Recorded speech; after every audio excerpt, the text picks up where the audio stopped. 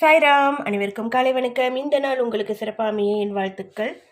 கேள்வி பதில் புத்தகத்தில் பாபா இன்னைக்கு நமக்கு என்ன பதில் சொல்கிறாருன்ட்டு பார்க்கலாம்.